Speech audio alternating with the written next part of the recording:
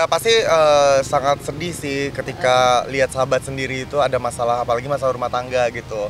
Ya kita bisa kasih support sih sebagai orang luar ya gitu, sebagai walaupun kita dekat, tapi kan kita juga harus ada jarak juga.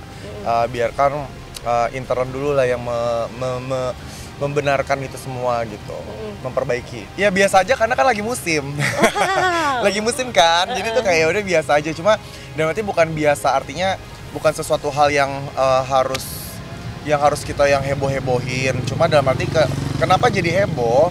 Karena memang ini kan terjadi karena dunia artis juga kan.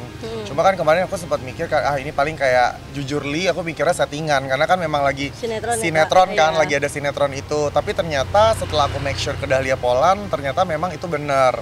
Dahlia Poland bilang gini, "Kak, lu percaya kan sama gue, Kak? Lu tahu gue kan, gue nggak pernah bikin drama kan gitu." Dia bilang gitu. Oh iya ya, berarti bener ya. Ya udah, kemarin gue cuma bilang sama Poland kayak, "Poland, lu semangat, ada apa-apa di Bali nan jauh di sana, lu kabarin gua." Paling gue mentok bilang gitu, "Kalau lu ada apa-apa lu tinggal sama gue." Gue bilang gitu. Jadi gue sempat gitu ngomong.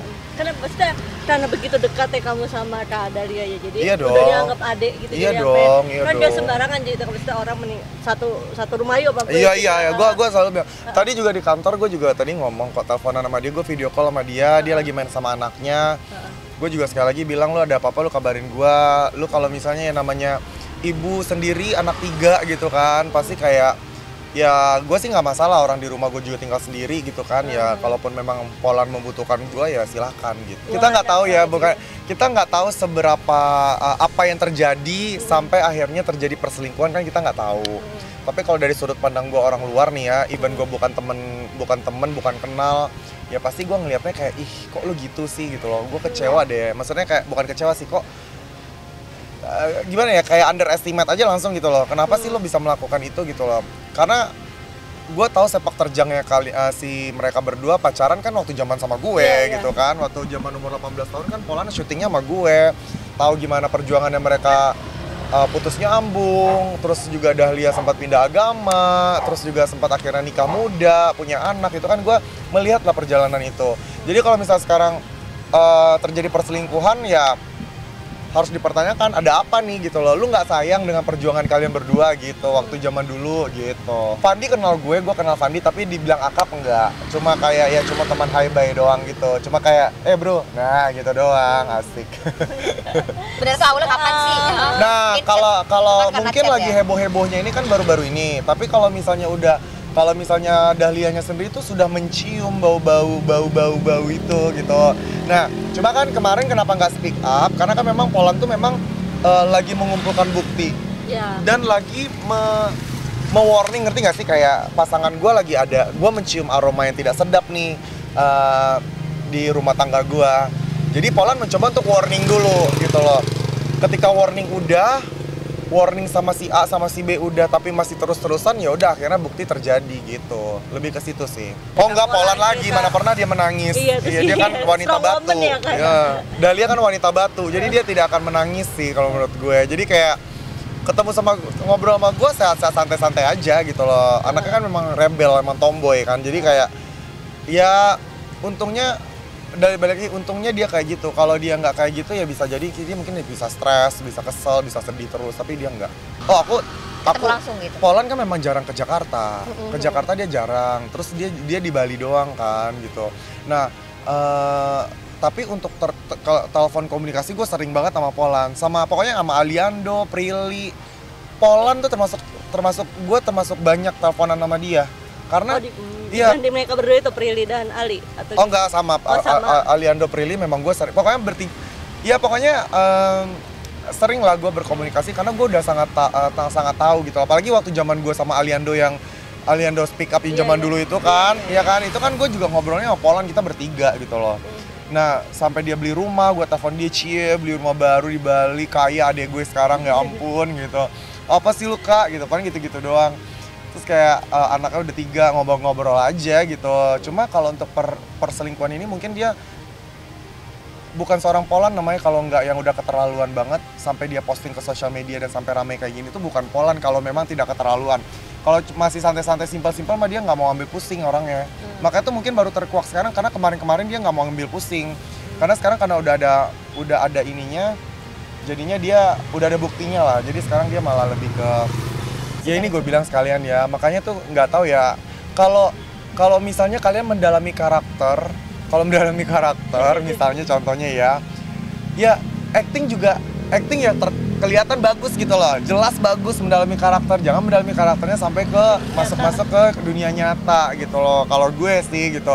Nah, kalau dibilang cinta lokasi ya wajar. Tapi balik lagi ini satu ya, mau artis mau bukan artis nih ya. Ketika cewek atau cowok berselingkuh gitu loh, itu berarti salah satu dari kalian pasti akan membuka celah. Jadi bagaimana caranya tidak terjadi? Salah satu dari kalian harus tutup celah. Jangan sampai masuk celah itu, akhirnya kejadian semuanya. Jadi kalau menurut gue tuh nggak cewek nggak cowok sama-sama salah gitu loh. Karena perselingkuhan tidak bisa dibenarkan menurut gue. Oh gila. Iya, gimana sih menurut Kak Ricu? Wah, dia hebat. Kayak apa gitu? Dia hebat sih. Gue nggak tahu kenapa. Mungkin dia kurus kering kayak begitu gara-gara dia anaknya udah 3 kali ya gitu. Karena orang di mana-mana kan cewek perempuan makin hamil, ya mohon maaf kadang-kadang kan makin gedong gitu kan. Tapi kalau dia enggak, mungkin karena itulah hebatnya dia gitu loh. Gue aja ya, ngerawat ponakan gue 1 biji aja tuh ya, tuh gue udah stres, kepala gue mau pecah gitu loh. Apalagi dia gitu loh, yang 3 anak bocah-bocah masih kayak masih butuh tuntunan. Ya menurut gue sih dia hebat sih, dengan posisi dia sekarang. Apalagi kita sama-sama tahu papanya juga udah nggak ada, udah meninggal gitu loh. Ya kasihan dan sedih gitu. Oh tentu tidak, gue tidak akan menyuruh dia ke Jakarta. Karena kenapa? Bukan gara-gara stres sama Fandinya, stres sama kalian semuanya. Kalian semuanya akan mengejar Dahlia Polan gitu, dia makin pusing. Lu tau kan Polan kalau dikejar rame-rame dia stres gitu kan. Jadi gue selalu bilang, udah lu di Jakarta aja. Gue yang nyuruh dia lu di Bali aja. Gue selalu bilang, udah lu di Bali aja ya. Itu banyak antek-antek nungguin lu nanti di bandara, gue bilang gitu. Oh dia ya pasti ada temen, tapi enggak sih, gue yakin dia mah nggak pernah curhat-curhatan kayak gitu. Paling mentok ya paling dia Polan mah telepon gue, dia video call sama gue. Tadi juga baru sebelum gue di kantor gue juga tadi telepon sama dia, gue nanya, maksud gue make sure gitu loh. Ini beneran real, ini beneran boleh nih ya gue omongin soal masalah yang kita bahas curhatan kemarin, ya boleh Kak, dia bilang itu, gue ceritain. Nggak ada.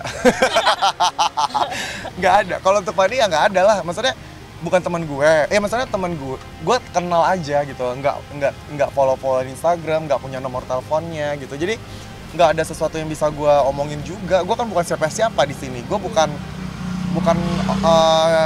saudaranya, bukan keluarganya gitu loh. Cuma kalau misalnya gue ketemu